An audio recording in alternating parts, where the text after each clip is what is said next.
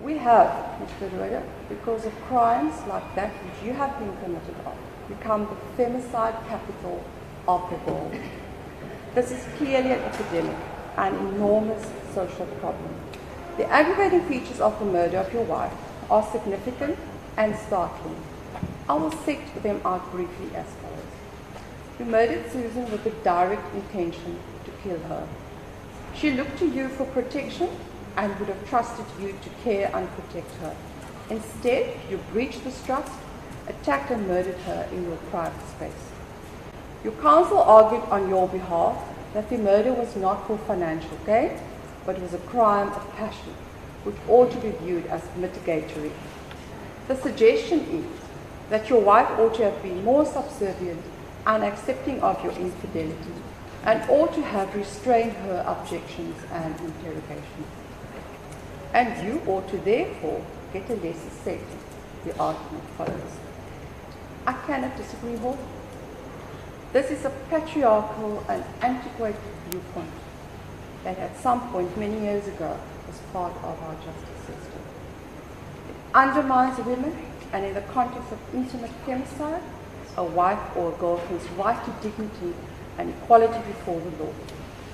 Intimate femicide clearly cannot be viewed as being conduct which is less morally or legally reprehensible.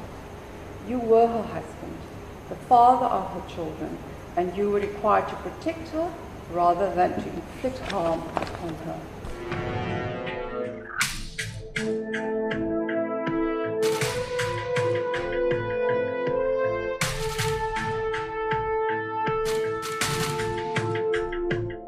Hi everyone, welcome back to my channel, and thank you very much for joining me here again today. Last week we spoke about the absolutely bizarre case of Vicky to Blanche and how one man would go to unreal lengths to cause Vicky's demise. But if you haven't seen that, I will link that up here for you. But today we're going to talk about a case that is just as equally messed up as last week's one. And if you have been around this channel for a little while, you will know that there is a clear pattern emerging in South Africa, and it's only getting worse. But this case was also suggested to me, so thank you very much. But just like last week's video, inside this video, there are twists, turns, and ultimate betrayal. So with that being said, let's get into today's case. Intended for mature audiences only. Today we are starting off our case in England, specifically in Buckingham in 1969. When baby Jason was born. Jason was born in England to his mom and dad, and the couple were very happy to welcome their baby boy. When Jason was just a toddler, his parents left England to move to South Africa, where his dad tried to start a new life here. Before Jason was 5 years old, the marriage between his parents collapsed, and his dad moved back to England and his mom stayed in South Africa. There are reports that this was the last time that Jason saw his biological dad again, but this is unconfirmed. Then eventually, Jason's mom met another man named Peter Rohde, and Peter welcomed young Jason in with open arms, and was really a role model and an absolute support for young Jason. Jason then took Peter's surname, Rohde, and he was incredibly happy with his new family after the last couple of years from immigrating and his dad to leaving. It was very difficult for such a young boy.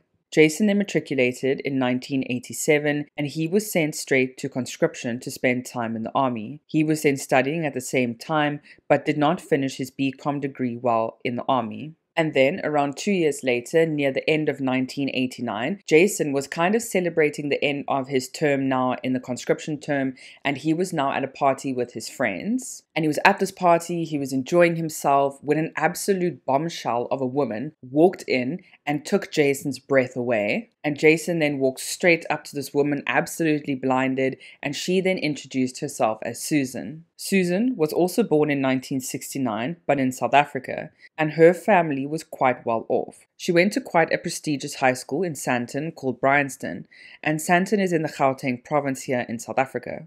Susan was an absolutely excellent student. She was smart, kind, and very nice to her peers. She also excelled in both academics and in sports. She was a clear athletic star in both field and track. But being well off, Susan had a lot of opportunities, and she was able to move with her family to the US, where she was able to go to varsity there and study at a university in America, where she then studied a degree in psychology. But now we're going back to the party. So Jason is in complete awe of this beautiful woman, Susan, and they were both in their 20s. And the two then started chatting and just talking about their lives and how they both got to be here on the same day. And Susan was basically in awe of Jason as well. And she was down in South Africa with her sister at the time from the US, remember?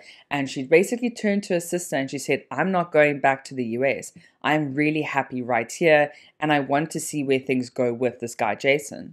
So luckily her parents were able to set her and her sister up in a flat, and then they both were able to stay in South Africa. 4 years after Susan and Jason started dating, they then got married. And just after Susan and Jason were married, Susan's parents, remember, who still lived in the US, they were then in the process of emigrating to Australia. And this was in 1993 in South Africa. And Susan's parents said to her, why don't you just come to Australia with us, live here? There are so many opportunities and we don't really know what's going to happen back in South Africa. And remember, 1993, there was a lot of turbulence happening because we were reaching 94 when it was the end of apartheid era.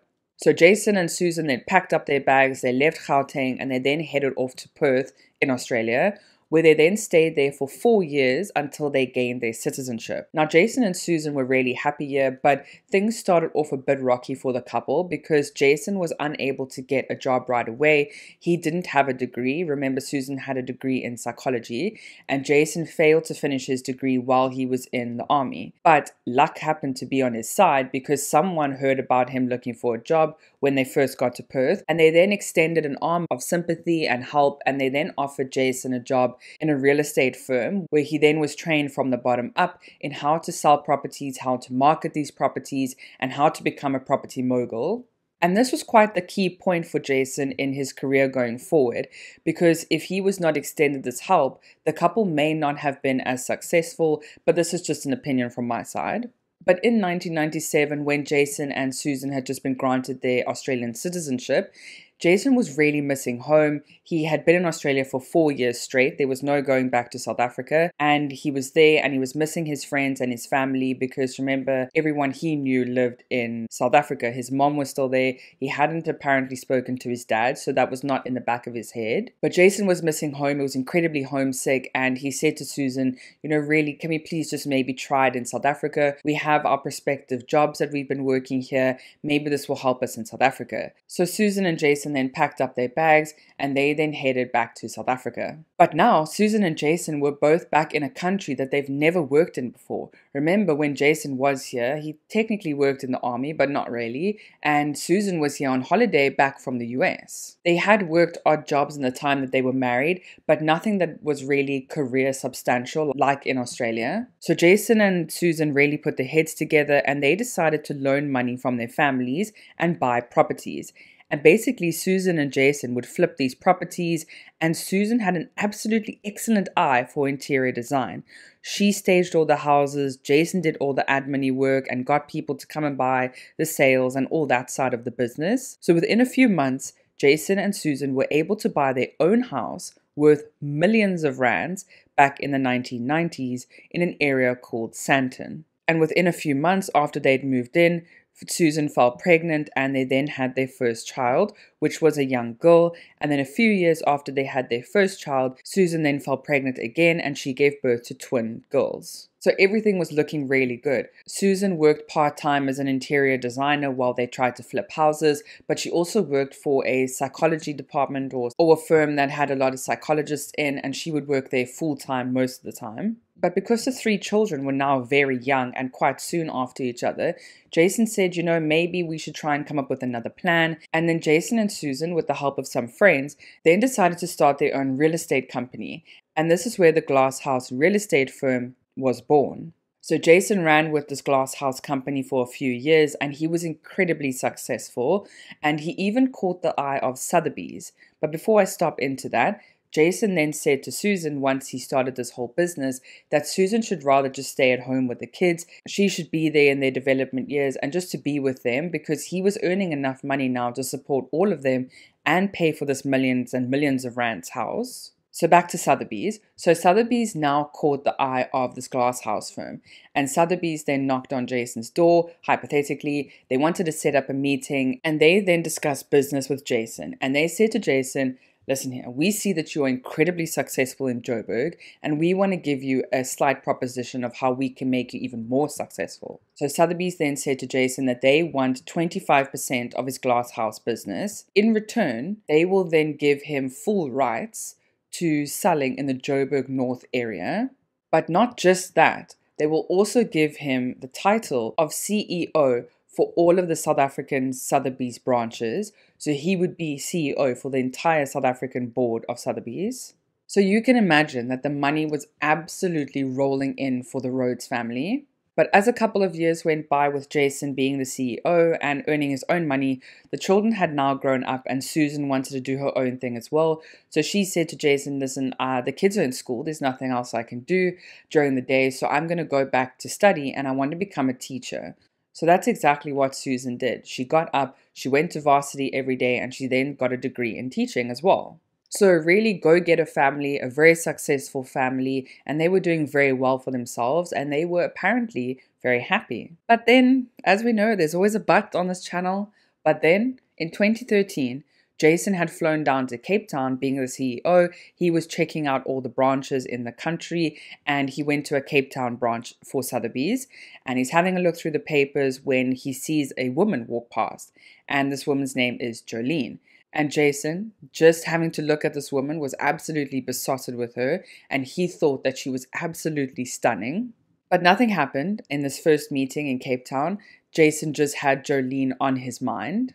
But then, in June of 2015, Jason was back in Cape Town for a Sotheby's function, and Jolene was at this function, and Jason could not keep his eyes off of her. He was obsessed. And this is when things started to change. Jason was then speaking to Jolene, he took down her number, and the next day, or a couple of weeks later, after they were at the function, he was texting her, and he then asked to arrange another meeting when he was back down in Cape Town for him to see her again. And then from there, Jason was in Cape Town almost every single week. He presented going down to Cape Town as business trips to his family, and then he would leave his family to go to Cape Town to be with Jolene. And all seemed fine for Jason. This was working easily enough. But then in 2016, on Valentine's Day, so the 14th of February 2016, Jason was so upset that he had to spend Valentine's Day with his actual wife, Susan.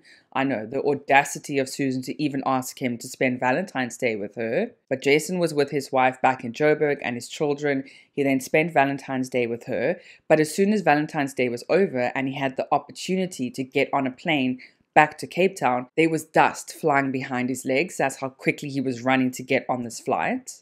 Jason then flew back down to Cape Town to spend some time with Jolene. Jolene and Jason then spent a complete romantic weekend with each other, very romantic, very cute, and Jolene was trying to be even cuter by putting a card inside Jason's bag so that when he got back home, he would open the card and see this absolutely romantic love letter from her. So sadly, in such a somber mood, Jason had to get back on the plane and head back to his family in Joburg. But as soon as he walked in the door, he then walked straight up the stairs, dumped his bag on his bed, and then went into the study to continue working. And because the bags were just lying on the bed, Susan then decided to unpack Jason's bags for him. So Susan is then rummaging through Jason's bags. She's unpacking all the dirty laundry when she then stumbles across a letter. She then opens the letter naturally and she reads and is in absolute shock of what she's reading. It is a letter apparently confessing love to Jason, how much Jolene loves him and how much she enjoyed their weekend and weekends that he comes down to see her. Now Susan's busy reading this letter. She stops and she starts storming her way through to Jason. Jason, like I said, is in the study and Susan comes flying through the doors. He's then taken aback. He's quite shocked actually by Susan coming in so angrily. And Susan's busy shouting at him. She's like, how could you do this? You're cheating on me. How dare you? And Jason still denies that he ever did this. He said he never cheated on her. He never did this. It must just be some Sotheby's woman who was a fan of him. He doesn't know where it came from.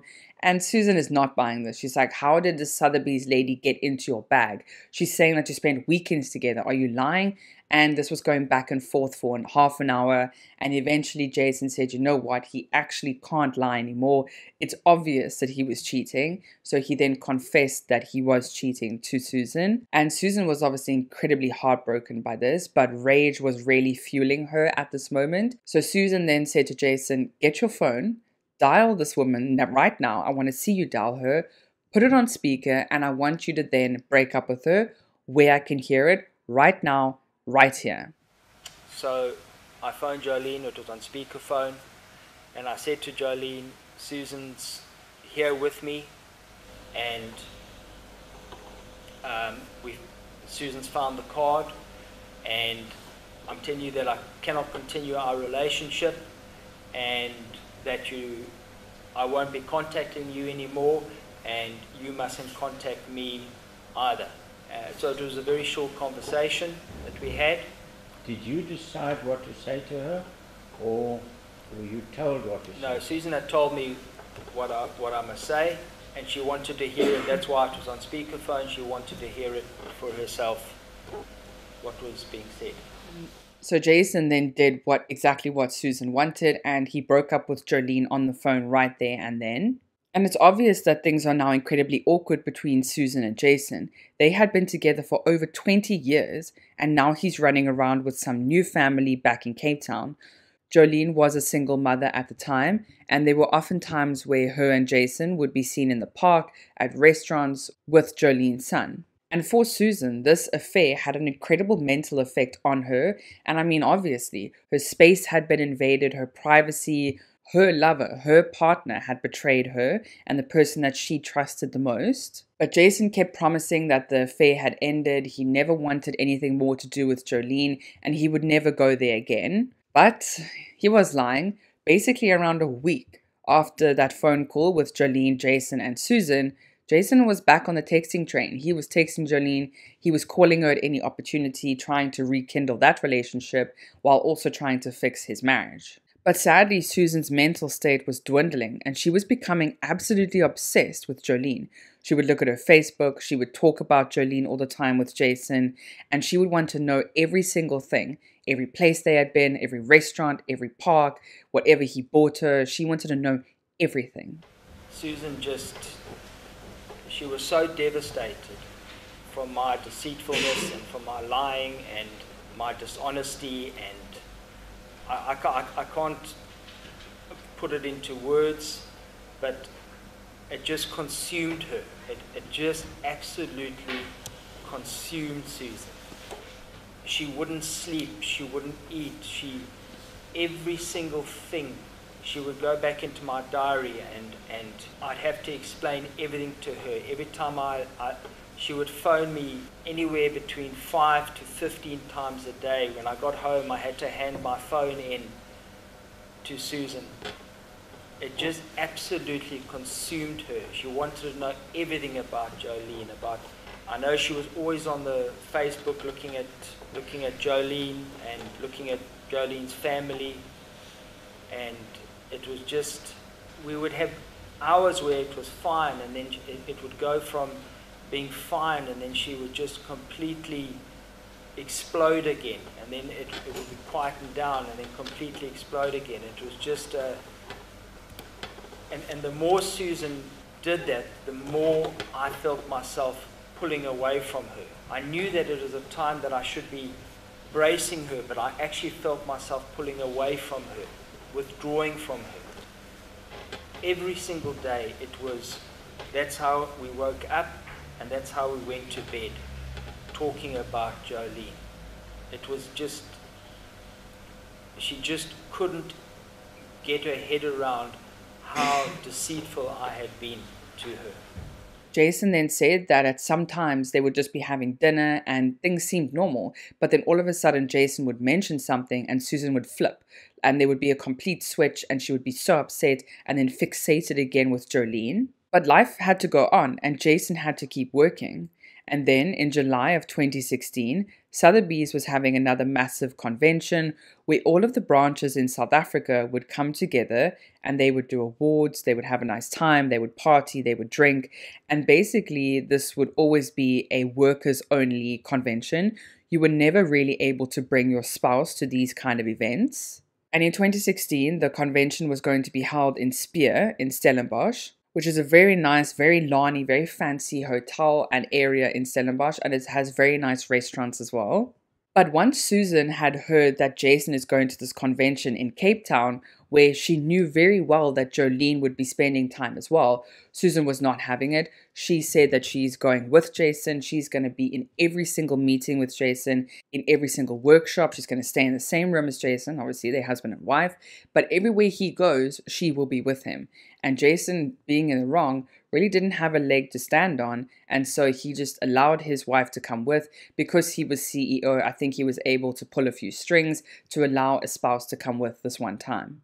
So off the couple fly to Cape Town and head for the Speer Hotel in Stellies. Susan then attended most workshops like she had promised with her husband, just to keep an eye to make sure that he was doing no wrong.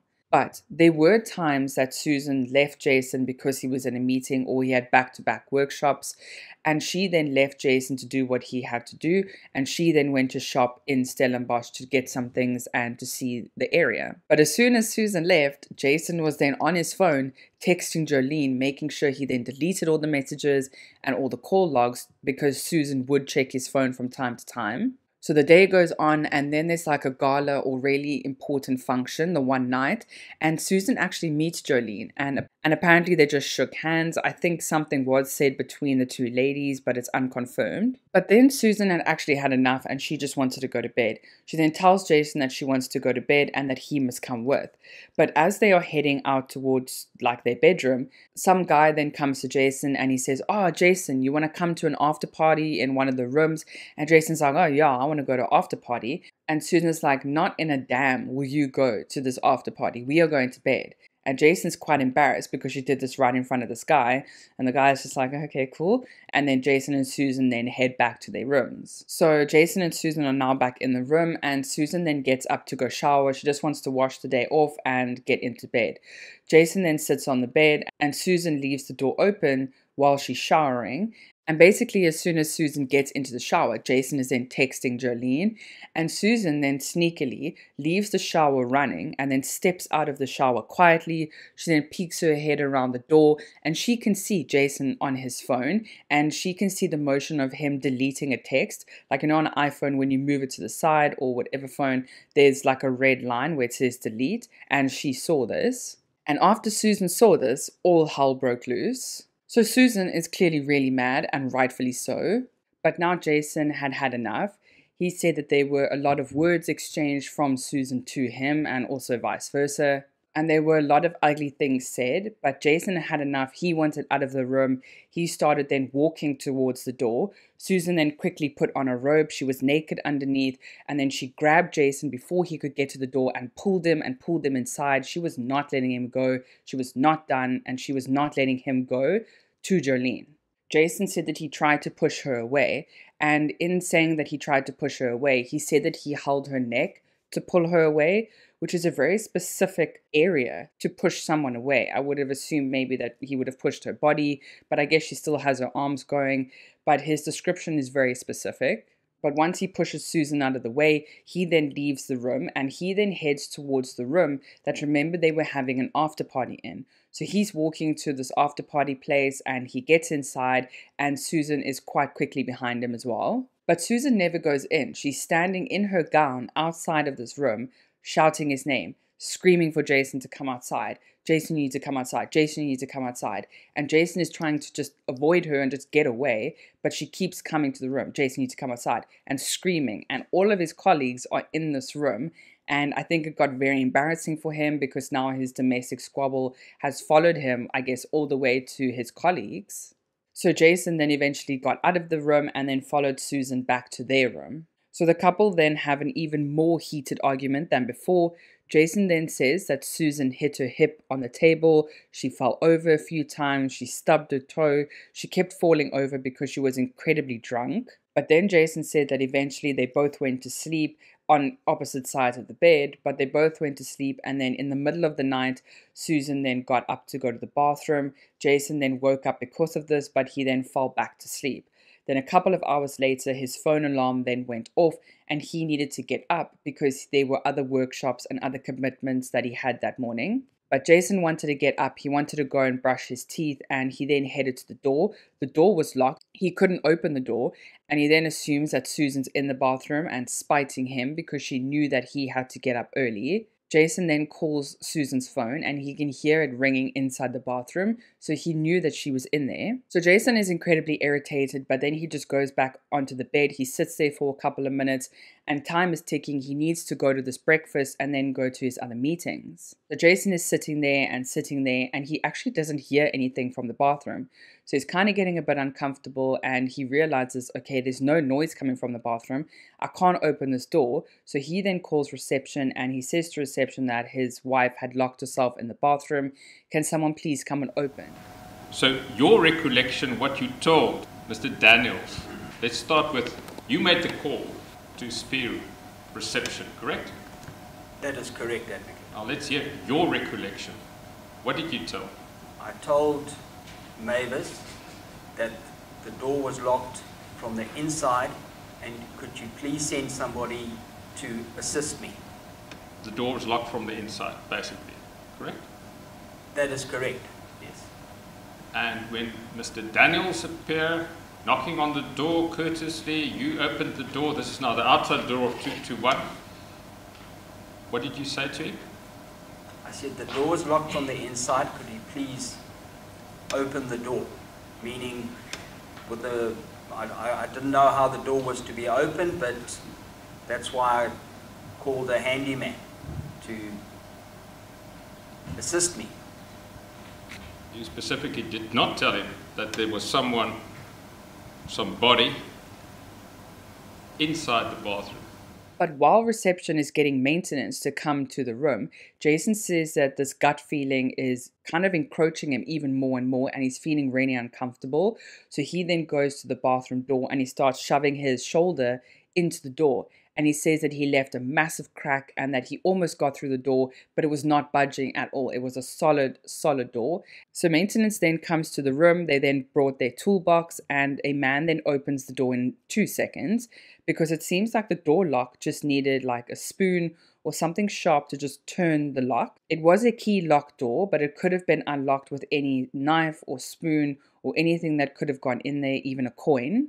So the maintenance worker then gets to the room. He then swung the door open and he then saw naked legs lying on the bathroom floor. The maintenance worker then runs out of the room because he just saw someone lying on the floor. He didn't look any further, but he then runs out, he gets help, he gets the police and he gets an ambulance, but he left Jason alone in the room. The ambulance and the police arrived and Susan was then carried away. Sadly, the report was that Susan had taken her own life. Because when police and ambulance got a closer look at Susan, they noticed a cord around her neck and it seemed like she had strangled herself in the bathroom. She was also found lying on the bathroom floor and she was naked.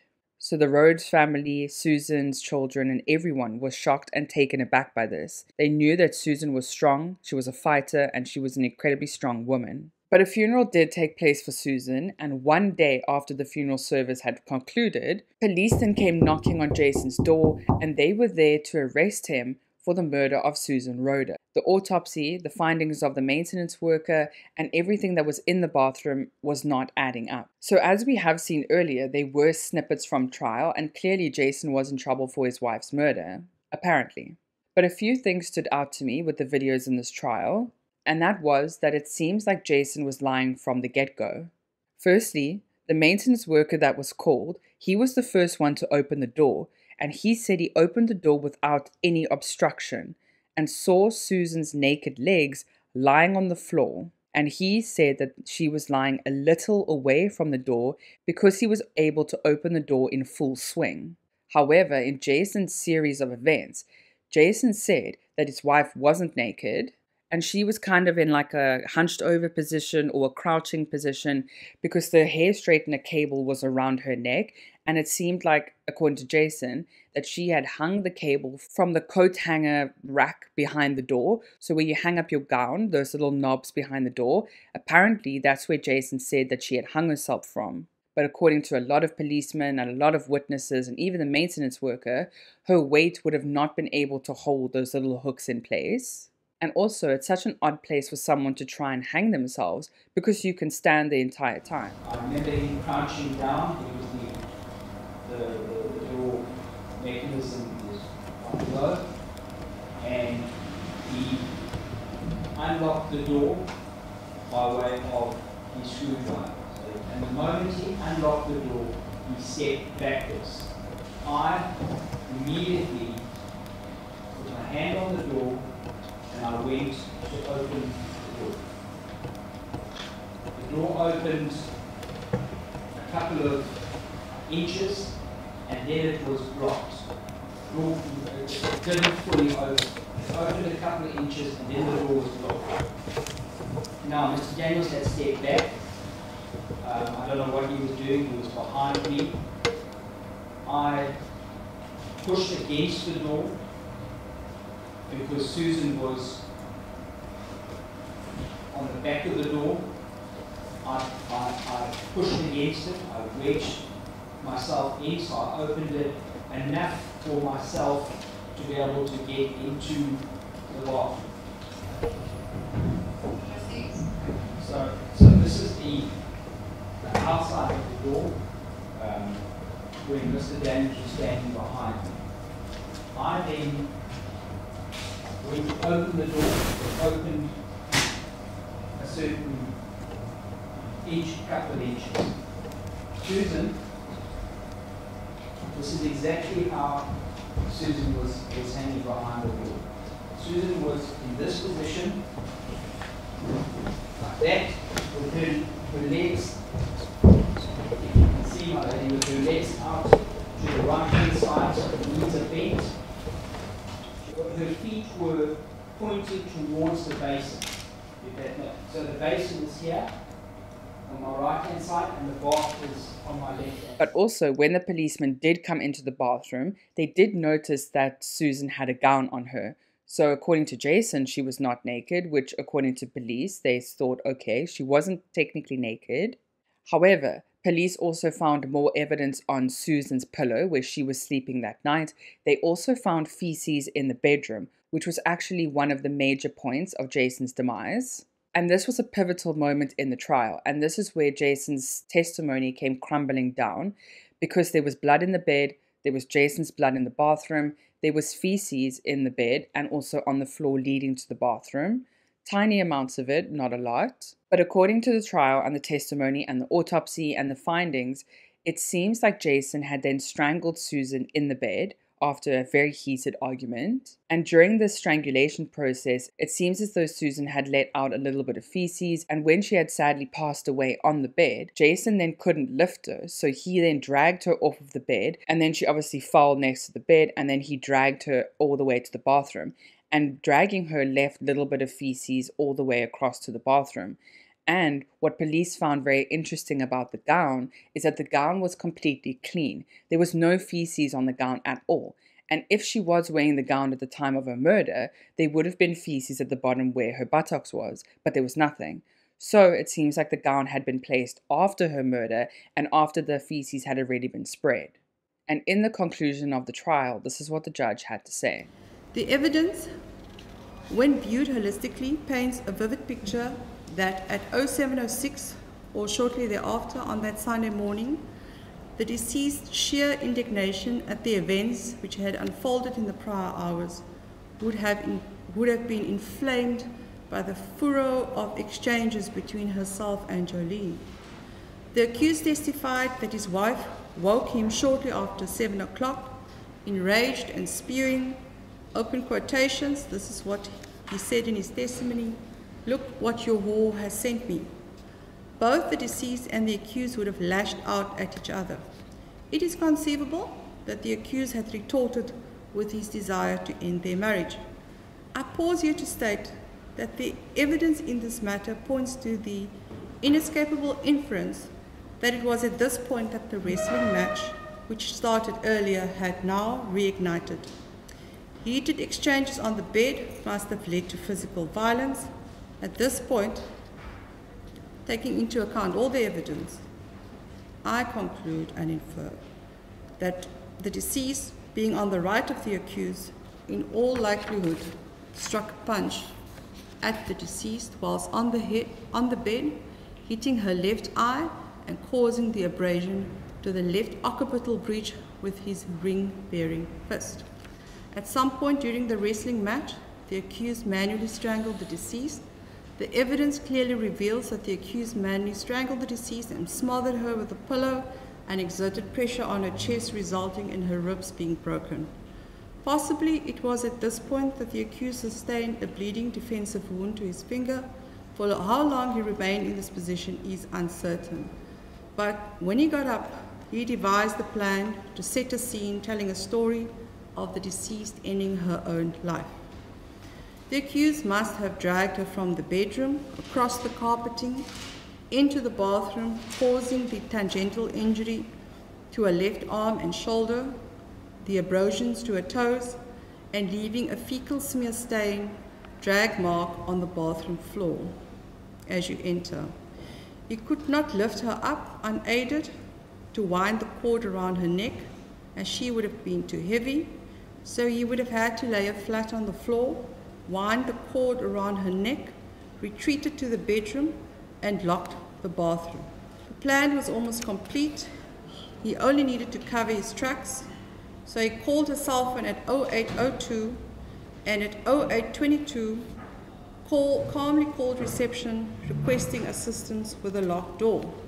Thereafter, the innocent bystanders started coming in. First, Mr. Daniels to open the door and make the horrifying discovery. At some point after her discovery, in inverted commas, he had attempted to dress her in her hotel robe, but with her body being unwieldy, he could only manage to slip her arms into the sleeves.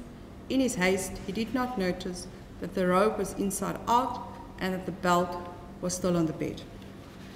The evidence indicates that the accused had set a scene to tell the story that his wife had committed suicide. He staged her death as a play, setting in motion various actors as his alibis. This court is satisfied, taking into account the evidence before it, that the state had proven its case beyond reasonable doubt, and that your version is not reasonably possibly true, and it is accordingly rejected. The court finds that you murdered the deceased and then staged the scene to give the impression of a suicide. Furthermore, in light of the nature of the injuries, the manner and the cause of death, the court finds that you had the direct intention to kill the deceased. I therefore find you guilty on both charges. In the end, Jason Rohde was sentenced to 18 years for murder and 5 years for defeating the ends of justice. And Jason Rohde is still appealing his sentence. He was also let out on bail a couple of years ago after he was first arrested, and he was successful in this, but now he is in prison. But what a mad case. I don't see why Jason just didn't leave her. He had to go to these such extreme lengths in order to murder his wife, all because he wanted to be with another woman. And I guess we could go from the point of, yes, Susan might have been following him. He was everywhere where he was. She was looking in his phone. She was shouting at him all the time. But he was the one who did it. He was the one who cheated, and he was the one who invaded and took away her trust. And also, while they were at this conference, any chance that he could get, he was trying to talk to Jolene. So there was no respect there anymore, and I don't see why he just didn't leave her. But we were not in their shoes.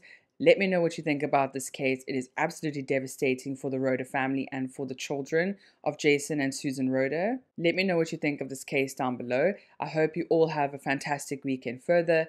Please stay safe out there, and I'll see you again next week. Bye.